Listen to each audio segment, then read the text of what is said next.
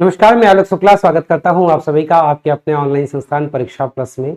Railway की तरफ से पैरामेडिकल कैटेगरीज में बहुत सारी वैकेंसीज आप सभी के लिए आई हैं और इसमें एक बहुत बेहतरीन पद है स्टाफ नर्स का। नो डाउट लेवल 7 की जॉब है, बहुत ही बेहतरीन सैलरी है। बेसिक पे की बात किया जाए 44,900, 43,000 बोलिए, उसके बाद 50% डीए और रेलवे की तरफ से इतने सारे अलाउंसेस जो आपकी सैलरी को लगभग 80,000 लेके जाते हैं। ये वाकई में कहीं ना कहीं बहुत बेहतरीन जॉब है।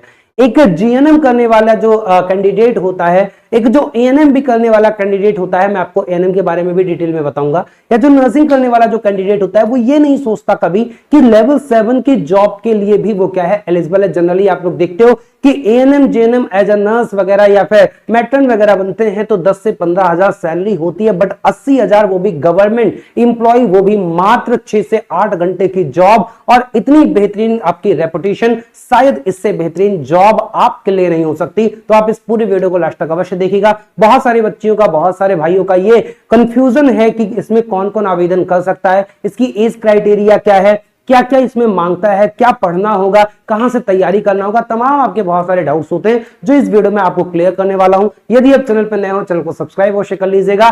और अभी हम लोग आते हैं रिक्रूटमेंट पैरामेडिकल कैटेगरीज में रेलवे की तरफ से। तो रेलवे ने कल अपना शॉर्ट नोटिस जारी कर दिया है और इसमें इन्होंने बताया है कि अगर आप देखोगे तो ये आपका जो स्टार्ट हो रहा है वो 17/8 से इन्होंने क्या किया है, 17/8 से स्टार्ट किया है, यानी कि 17 अगस्त से आप इसमें आवेदन कर सकते हो और अंतिम तिथि क्या हो जाएगी, 18 सितंबर तक इनकी 16 है या 18 है, 16 सितंबर इनकी क्या है, 16 सितंबर अंतिम तिथि है। इसमें करीबन लगभग 20 कैटेगरीज की जॉब है। अगर पिछला हम लोग नोटिफिकेशन देखें तो पिछले नोटिफिकेशन में लगभग 16 कैटेगरी की जॉब थी। इसमें इस बार इन्होंने 20 कैटेगरी की जॉब दिया है। जैसे इस बार इन्होंने ऑडियोलॉजिस्ट, स्पीच थेरेपिस्ट का हो गया, क्लिनिकल साइकोलॉजिस्ट का हो गया, ये सारे क्या है कुछ आपके एक्स्ट्रा पद आए हैं, है ना। ये ऑक्यूपेशनल थेरेपिस्ट हो गया, ये कैथ लैब वाले हो गए, तो ये कुछ एक्स्ट्रा पद आए हैं जिसमें से हम बात कर रहे हैं नर्सिंग सुपरिंटेंडेंट या स्टाफ नर्स आप बोल लो। लेवल 7 की जॉब होती है, 44,900 बेसिक पे होता है। C1 इसका मेडिकल स्टैंडर्ड होता है। C1 कोई बहुत हैवी, बहुत भारी नहीं होता है। लेसिक सर्जरी वाले इसमें कर सकते हैं। उम्र इसमें 20 से 43 है, 20 से 43, 3 साल रिलैक्सेशन इसमें इंक्लूडिंग है। इससे पहले 20 से 40 वाले, तो 20 से 43 से बहुत बड़ा एज गैप हो जाता है, बहुत सारे बच्चे इसमें एलिजिबल हो जाते हैं। और सबसे बड़ी बात है कि 713 वैकेंसीज है, तो वैकेंसीज की संख्या भी बहुत ज्यादा है। इसमें आते हैं हम लोग, बात करते हैं स्टाफ नर्स के बारे में कि रेलवे में ये जो सारी चीजें हैं इसमें आप लोग आवेदन कर सकते हो कि नहीं कर सकते। कॉमन सा क्वेश्चन आप सभी का रहता है। सबसे पहले बहुत सारे बच्चों को अभी ये नहीं पता है कि कितनी वैकेंसीज हैं, तो अभी मैं केवल स्टाफ नर्स की बात करूंगा, 713। वैसे अगर पूरे पैरामेडिकल कैटेगरीज की बात किया जाए तो लगभग आपका लगभग 1376 या आप इसे 1400 के आसपास इन्हें बोल सकते हो वैकेंसीज आ रही हैं, जो वैकेंसीज की संख्या कम नहीं है। और अगर यहां पे बात किया जाए कुल पद 713 है। कौन भर सकता है फॉर्म, तो ये पूरी वीडियो आपकी इसी संबंधित है। एज कब से काउंट होगी, तो एज जो इनका काउंट करने का क्राइटेरिया है 1/1/2025 है। इस बार इन्होंने बदला है, पिछली बार जुलाई लेते थे, इस बार ये 25 ले रहे हैं।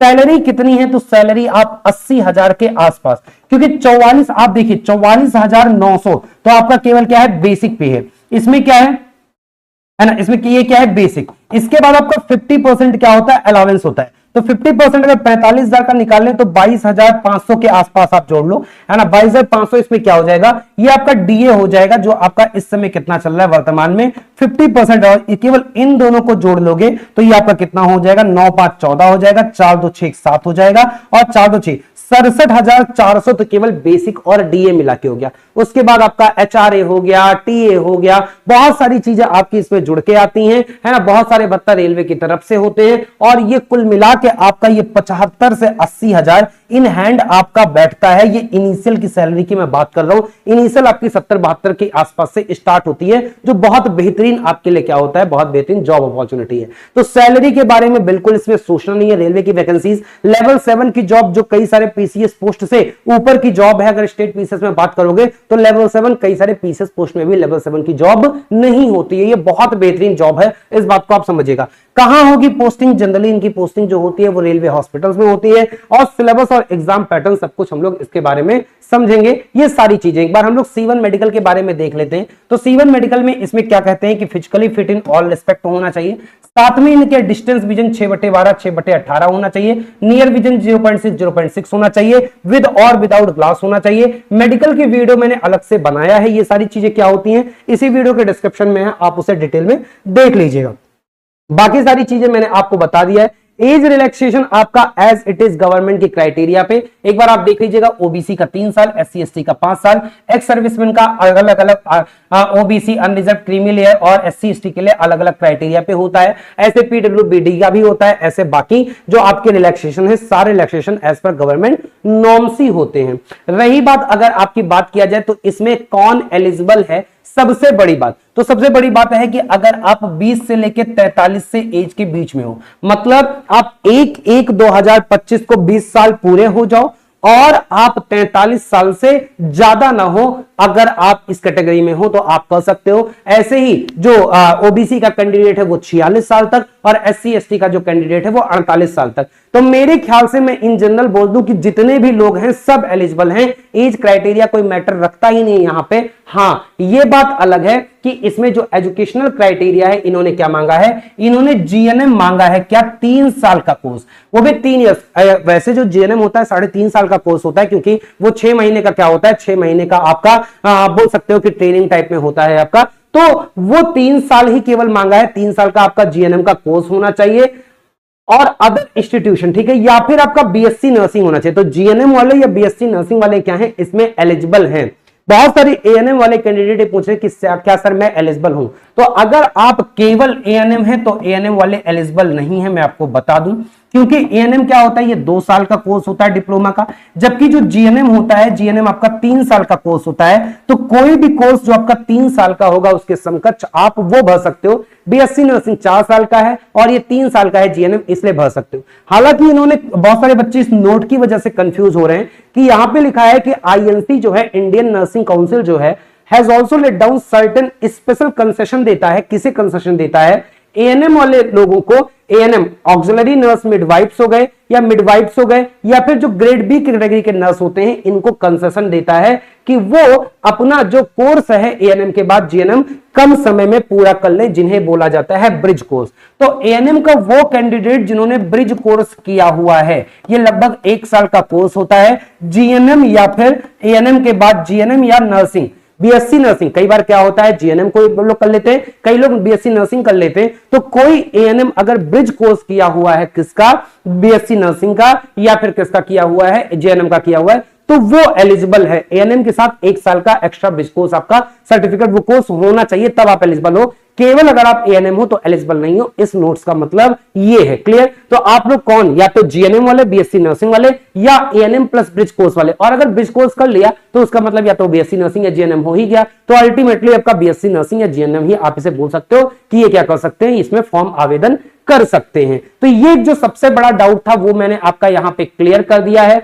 713 वैकेंसीज आपका स्टाफ नर्स का है। अब रही बात इसकी तैयारी और क्या पूछा जाता है, तो आपसे 100 नंबर का पेपर होता है, एक ही स्टेज का एग्जाम होता है, ऑनलाइन पेपर होगा, 90 मिनट का पेपर होगा, 1/3 आपकी नेगेटिव होगी, जिसमें 70 नंबर आपके सिलेबस से पूछा जाता है और 10 नंबर आपका जनरल अवेयरनेस, मैथ्स और रीजनिंग और साइंस से पूछा जाता है। इसमें ANM वाले जो दोस्त हैं, हमारे जो बच्चियां हैं, वो क्या कर रहे हैं, वो दुखी हो गए कि सर हमारे हाथ से निकल गया। तो आपको परेशान होने की जरूरत नहीं है। आपके लिए UPSSC की तरफ से ANM की बहुत बेहतरीन वैकेंसीज आ रही है, और अगर आप ऑल ओवर इंडिया किसी भी स्टेट से हो तो जनरल कैटेगरी में यूपी में आके जॉब कर सकते हो, और यूपी में हो तो आपको कैटेगरी का भी लाभ मिलेगा। ये UPSSC की तरफ लगभग 5300 पद पे फिर से, इससे पहले 9000 पदों पे आया था और 5300 पदों पे। आप सोचो केवल ANM की वैकेंसी, ओवरऑल रेलवे की कुल वैकेंसी जो आपका पैरामेडिकल कैटेगरी आई है 1400, उससे उसका कम से कम 3 गुना है, 4 गुना है, इस बात को ध्यान दीजिएगा। तो ये ANM वाकई में आपके लिए बहुत बेहतरीन है। बाकी जो यूपी वाले कैटेगरी आ रहे हैं तो यूपी वालों के लिए तो बहुत बेहतरीन आपका है। ये इसका कोर्स आपके लिए लॉन्च कर दिया गया है, मात्र 499 का है, आप इसके लिए जुड़ सकते हो और बहुत बेहतरीन तरीके से इसमें तैयारी भी करवाई जा रही है, जो जो एएनएम वाली बच्चियां हैं, ये महिला कार्यकर्ता, स्वास्थ्य महिला कार्यकर्ता की यहाँ पे वैकेंसी आई है और केवल लेडीज यहाँ पे फॉर्म भर सकती हैं, ये बहुत बड़ी बात है। रेलवे में आप अगर कोई भी बैच लेना चाहते हो तो रेलवे के सारे बैचेज आपके मात्र 199 में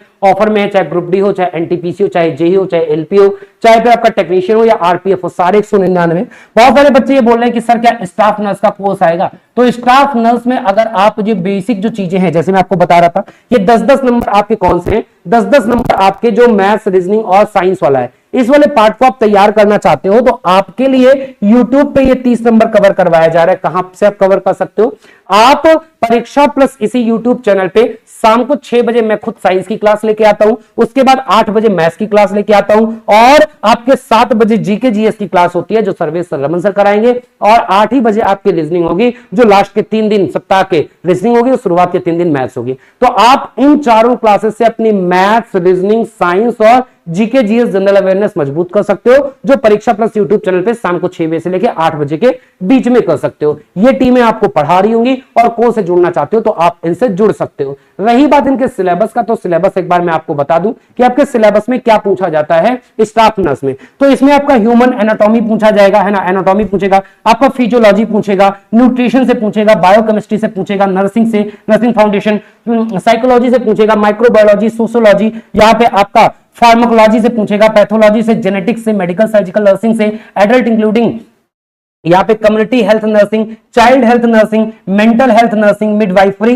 एंड ऑब्स्टेट्रिकल जो नर्सिंग होता है, nursing research and statistics, management of nursing services and education, इन सब से आपके क्वेश्चन पूछे जाएंगे, जो आपके 70 नंबर के क्वेश्चन यहां से पूछे जाते हैं। बाकी जनरल मैथ्स हो गया, उसमें आपका नंबर सिस्टम और आपके बेसिक क्या होते हैं, बेसिक आपका बोल सकते हो कि अरिथमेटिक है, साथ में स्टैटिस्टिक, ट्रिग्नोमेट्री। रेलवे के सारे का सिलेबस सेम है, ऐसा रीजनिंग का भी सभी का सिलेबस सेम है। रीजनिंग आप देख लीजिए, जनरल अवेयरनेस में जनरली करंट अफेयर्स और स्टैटिक पार्ट पूछते हैं, तो 10 क्वेश्चन है, 10 क्वेश्चन में करंट अफेयर्स और स्टैटिक पूछेगा। बहुत ज्यादा जनरल अवेयरनेस के लिए परेशान नहीं होना है। और साइंस आपका 10th स्टैंडर्ड तक सीबीएसई सिलेबस के अकॉर्डिंग पूछता है, तो आप अगर 10th तक एनसीईआरटी पढ़ ले तो भी आपका कवर हो जाएगा। बाकी जो क्लासेस में करवा रहा हूं वो क्लासेस अगर आप कर लोगे तो वहां से आपका कवर हो जाएगा। रही बात स्टाफ नर्स के कोर्स के बारे में, तो इस पे जैसा भी होगा आपको बहुत जल्द सूचित करूंगा। इस वीडियो में बस इतना ही। चैनल पे नए हो सब्सक्राइब अवश्य कर लीजिएगा। यदि आपके अभी भी कोई डाउट है तो आप कमेंट बॉक्स में पूछ सकते हैं। फिर मिलूंगा। धन्यवाद सभी का, आभार।